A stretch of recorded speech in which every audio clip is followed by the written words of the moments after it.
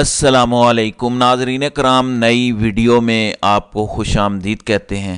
پاکستان تحریک انصاف کے جنید اکبر نے کچھ دن پہلے قومی اسمبلی میں خطاب کرتے ہوئے کہا تھا کہ ہم یہ ایوان نہیں چلنے دیں گے۔ اب اندر سے بھی اعلان ہو چکا ہے، ایوان کو چلانے کے ذمہ داران کی جانب سے اعلان ہوا ہے کہ یہ کمپنی، یہ اسمبلی چلتی ہوئی نظر نہیں آ رہی۔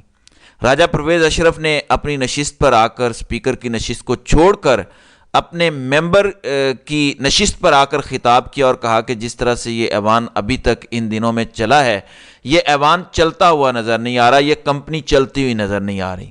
پاکستان تحریک انصاف نے اپنے عزائم کا بھرپور اظہار اس اسمبلی میں کر دیا ہے اور پاکستان تحریک انصاف اب اسی سلسلے کو پنجاب اسمبلی میں بھی جاری رکھے گی۔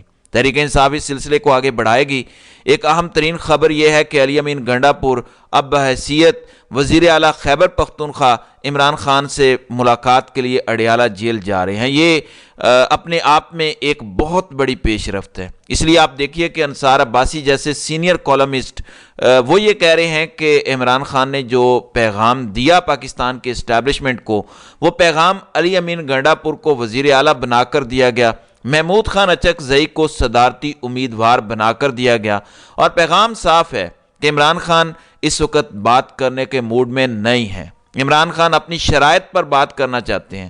یہ بہت سے صحافی، بہت سے تجزیہ کار اس وقت کہہ رہے ہیں جو ایوان میں ہوا، اس وقت کچھ چیزیں جو آپ کو پتہ نہیں چل رہی، نہ ٹیلی ویژن یہ سے بھی پتہ چل رہی ہیں کیونکہ روکا جا رہا ہے، نہ وہ چیزیں آپ کو اس نشریات سے پتہ چل رہی ہیں جسے لائیو دکھایا جاتا ہے، جو میرے اور آپ کے ٹیکس کے پیسوں سے چلتی ہے، جو سرکاری ٹی وی کی نشریات ہیں جسے روکنا کسی وزیر اعظم کا اختیار نہیں ہے، کسی اسپیکر کا اختیار نہیں ہے۔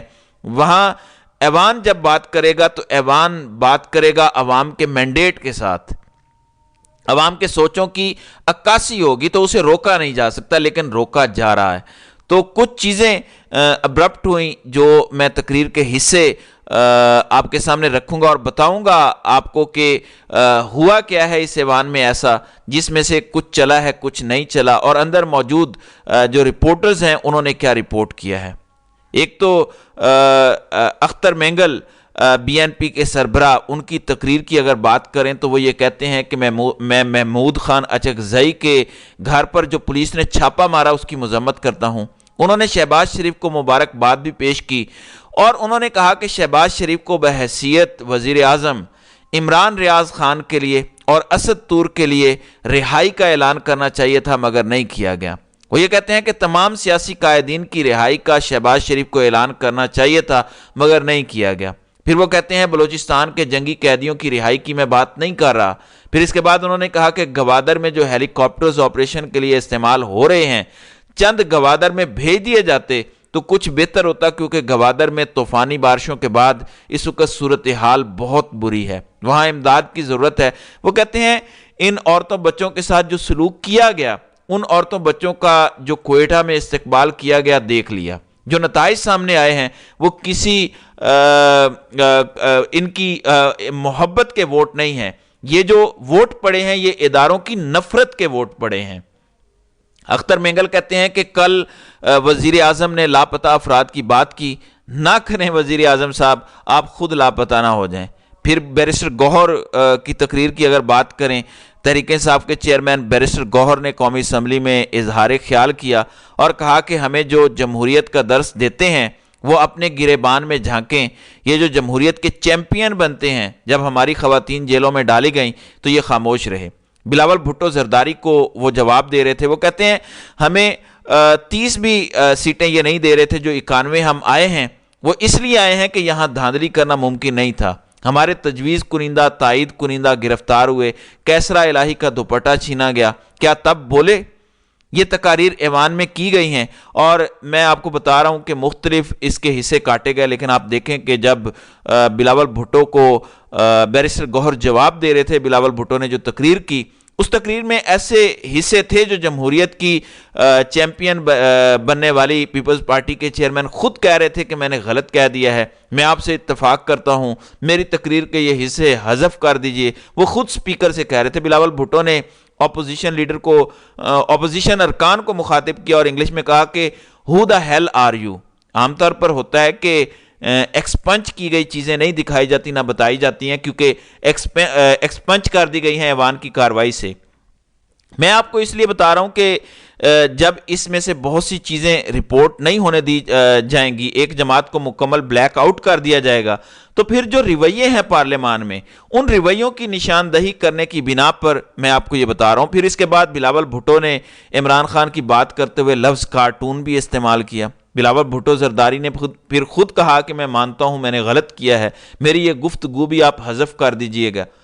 ایک عجیب ایوان ہے جس کے بارے میں کہا جا رہا ہے کہ یہ نہیں چل سکتا، اس لیے نہیں چل سکتا کہ اس ایوان میں حکومت خود کورم کی نشاندہی ابتدا سے کر رہی ہے۔ حکومت تو وہ ہوتی ہے جو اپنے منشور پر عمل درآمد کرائے گی، حکومت وہ ہوتی ہے جو اپنے مینڈیٹ کی بنیاد پہ کہے گی کہ اب ہمیں اس ملک کو چلانا ہے، ہم اپنے حساب سے اپنی ترجیحات کے مطابق اپنے منشور کے مطابق کام کریں گے، اور جو ہمیں عوام نے مینڈیٹ دیا ہے اس کو لے کر آگے چلیں گے۔ تو حکومت ایوان چلائے گی تاکہ قانون سازی کر سکے، تاکہ پالیسیز بنا سکے اور لوگوں کے لیے اپنے منشور پر عمل درآمد کر سکے۔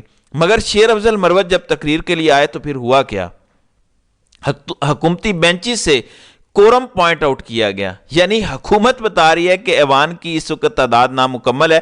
یہ وہ لوگ ہیں جنہوں نے پی ڈی ایم 1 سیزن 1 میں کیا کیا تھا، 10 12 یا 15 لوگ مل کر ایک دن میں 2-3 درجن انہوں نے قوانین منظور کروائے تھے۔ اب یہ کورم کی نشاندہی کروا رہی تھیں شگفتہ جمانی، انہوں نے کورم کی نشاندہی کروائی۔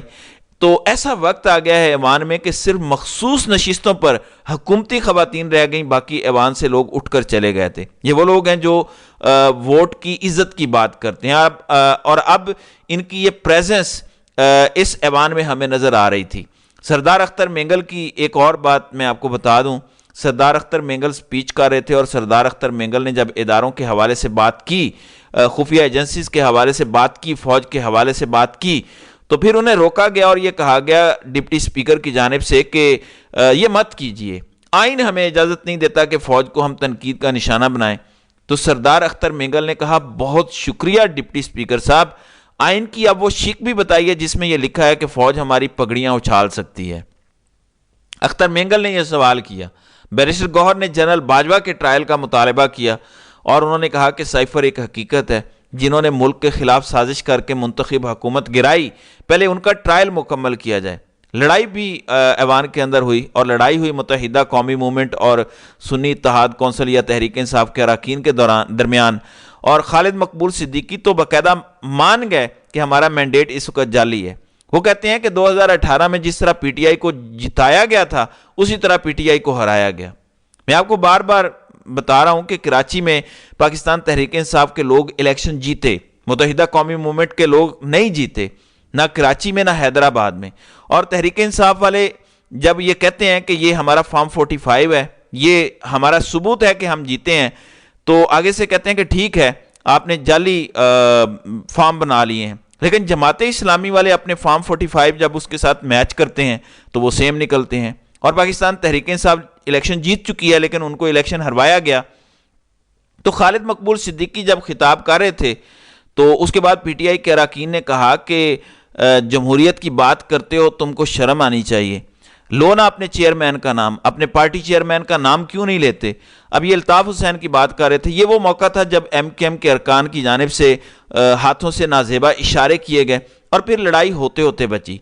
شیر افضل مروت تحریک انصاف کے لوگ لڑائی کے لیے آگے بڑھے اور ایم کیو ایم کے ارکان کو جواب وہ دینا چاہتے تھے، ایم کیو ایم کے ارکان بھی آگے بڑھے، لیکن پھر علی محمد خان اور اسد کیسر نے اس لڑائی کو روکا، ورنہ صورتحال بہت زیادہ بگڑ سکتی تھی۔ اب یہ حالات ہیں اس اسمبلی کے، اس اسمبلی میں آپ دیکھیے کہ جب اختر مینگل تقریر کرتے ہیں، اختر مینگل نے جب ایجنسیز کی بات کی تو ان کی تقریر روک دی گئی، اور ہمیں سرکاری ٹیلی ویژن پر جو پہلے سے تیار شدہ مواد ہوتا ہے ان میں ٹریکٹر کی مرمت کی بات کی جاتی ہے، حکیموں کے نسخوں کی بات کی جاتی ہے، بلڈ پریشر کی بات کی جاتی ہے، اس طرح کی چیزیں چلنا شروع ہو جاتی ہیں۔ تو یہ ہوا سردار اختر مینگل کی سپیچ پر۔